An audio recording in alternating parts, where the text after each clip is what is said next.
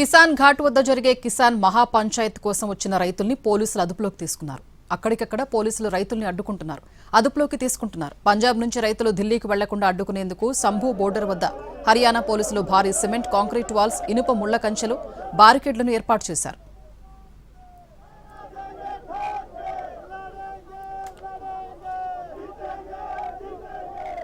ఢిల్లీలోని కిసాన్ ఘాట్ దగ్గర రైతులు నిరసన తెలిపేందుకు వచ్చిన రైతులను నిర్బంధంలోకి తీసుకున్నారు పోలీసులు.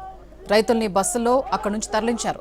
ప్రతి పంటకు గిట్టుబాటు ధర కల్పించాలని రైతులు డిమాండ్ చేస్తున్నారు. అమెరికా భారత్ వాణిజ్య ఒప్పందాల్ని వెంటనే రద్దు చేయాలంటున్నారు అన్నదాతలు.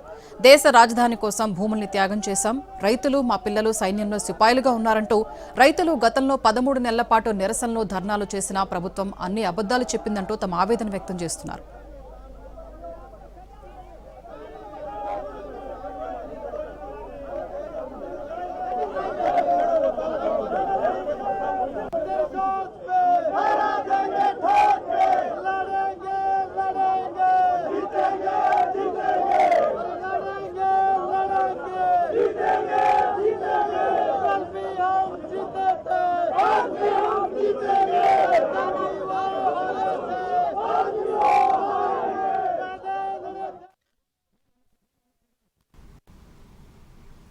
ఢిల్లీలోని కిసాన్ ఘాట్ దగ్గర రైతులు తమ నిరసన వ్యక్తం చేస్తున్నారు. మరిన్ని అప్డేట్స్ మా ప్రతినిధి ప్రసాద్ లైవ్ లో అందిస్తారు. ప్రసాద్,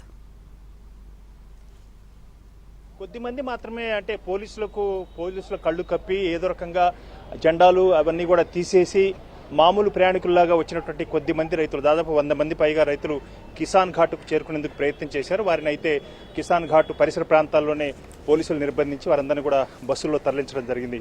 ప్రధానంగా రైతులు చేసే డిమాండు అమెరికా వాణిజ్య ఒప్పందాల వల్ల భారతదేశ రైతులకు, అదేవిధంగా రైతాంగానికి, వ్యవసాయ రంగానికి పెద్ద ఎత్తున తీవ్ర ప్రభావం చూపించే అంశంతో పాటు సాధారణంగా స్థూలంగా కూడా దేశ ప్రజలపై కూడా తీవ్రమైన ప్రభావం చూపించే అవకాశం ఉంది.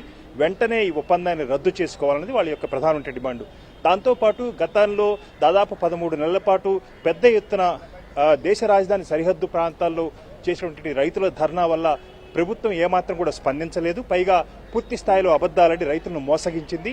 రైతుల యొక్క ప్రయోజనం కాపాడే విషయంలో గత ప్రభుత్వాలను కూడా చాలా చిత్తశుద్ధితో పనిచేశాయి. అయితే ఈ ప్రభుత్వం మాత్రం రైతాంగాన్ని, వ్యవసాయ రంగాన్ని పూర్తి స్థాయిలో నిర్లక్ష్యం చేయడంతో పాటు భారతదేశ ప్రయోజనాలను తాకట్టు పెట్టి అమెరికా రైతులకు, అమెరికా కంపెనీలకు ప్రయోజనం కలిగించే రీతిలో ఈ ఒప్పందాన్ని చేసుకోవడం జరిగింది.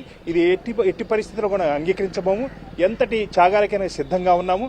దేశ రాజధాని నిర్మాణం కోసం తామంతా కూడా తమ యొక్క భూముల్ని అర్పించాము, త్యాగం చేశాము. అదేవిధంగా తమ పిల్లలంతా కూడా రక్షణ రంగంలో సిపాయిలుగా ఉన్నారు.